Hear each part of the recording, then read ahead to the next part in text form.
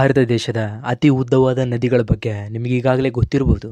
ಆದರೆ ಭಾರತ ದೇಶದ ಸಾವಿರಾರು ಕಿಲೋಮೀಟರ್ ಉದ್ದ ಇರುವ ನದಿಗಳ ಬಗ್ಗೆ ಟಾಪ್ 10 ನದಿಗಳ ಬಗ್ಗೆ ಇಲ್ಲಿ ನೋಡ್ತಾ ಹೋಗೋಣ. ಎಷ್ಟು ಸಾವಿರ ಕಿಲೋಮೀಟರ್ ಉದ್ದ ಇದೆ ಗೊತ್ತಾ ಈ ನದಿಗಳು. ವಿಡಿಯೋ ತುಂಬಾನೇ ಇನ್ಫಾರ್ಮೇಟಿವ್ ಆಗಿರುತ್ತೆ, ದಯವಿಟ್ಟು ಕೊನೆವರೆಗೂ ನೋಡಿ ಅಂತ ಹೇಳ್ತಾ, ಅದರಲ್ಲಿ ಮೊದಲನೇದಾಗಿ ಭಾರತದ ಗಂಗಾ ನದಿ. ಹೌದು, ಈ ಗಂಗಾ ನದಿ ಭಾರತೀಯ ಉಪಖಂಡದಲ್ಲಿ ಅತಿ ಉದ್ದವಾದ ನದಿಯಾಗಿದೆ.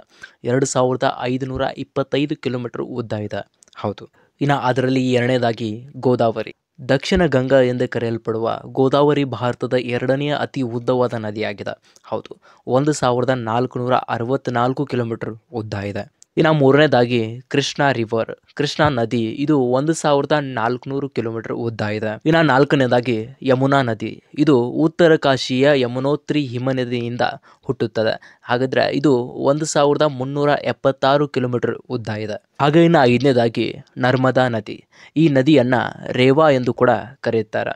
ಇದರ ಉದ್ದ 1312 ಕಿಲೋಮೀಟರ್ ಉದ್ದ ಇದೆ. ಹೌದು, ಇನ್ನು ಆರನೇದಾಗಿ ಸಿಂಧು ನದಿ.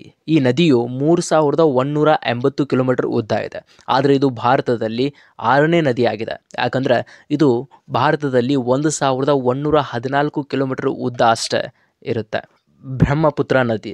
ಇದು ಮಾನಸ ಸರೋವರ ಶ್ರೇಣಿಗಳಿಂದ ಹುಟ್ಟುವ ಈ ನದಿಯು 2900 ಕಿಲೋಮೀಟರ್ ಉದ್ದ ಇದೆ. ಆಗಿದ್ಮೇಲೆ ಇದು ಭಾರತದಲ್ಲಿ 7ನೇ ಅತಿ ಉದ್ದವಾದ ನದಿಯಾಗಿದೆ.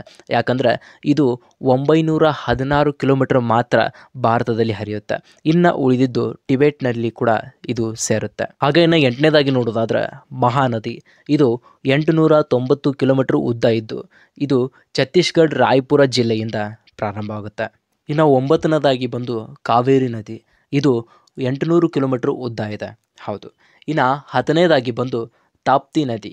ಈ ನದಿಯು 724 ಕಿಲೋಮೀಟರ್ ಉದ್ದ ಇದ್ದು ಪಶ್ಚಿಮದಿಂದ ಪೂರ್ವಕ್ಕೆ ಹರಿಯುವ ನದಿಯಾಗಿದೆ.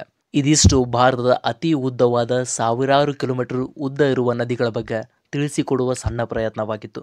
ಈ ವಿಡಿಯೋ ನಿಮಗೆ ಇಷ್ಟ ಆಗಿದ್ರೆ ದಯವಿಟ್ಟು ಲೈಕ್ ಮಾಡಿ, ಶೇರ್ ಮಾಡಿ, ಕಮೆಂಟ್ ಮಾಡಿ ಅಂತ ಹೇಳ್ತಾ ಸಬ್ಸ್ಕ್ರೈಬ್ ಮಾಡೋದನ್ನು ಮಾತ್ರ ಮರಿಬೇಡಿ. ಮತ್ತೆ ಮುಂದಿನ ವಿಡಿಯೋದಲ್ಲಿ ಇದೇ ರೀತಿ ಇಂಟ್ರೆಸ್ಟಿಂಗ್ ಮಾಹಿತಿಯೊಂದಿಗೆ ನಿಮ್ಮ ಮುಂದೆ ಸಿಗ್ತೀನಿ. ಅಲ್ಲಿವರೆಗೂ ನಮಸ್ಕಾರ.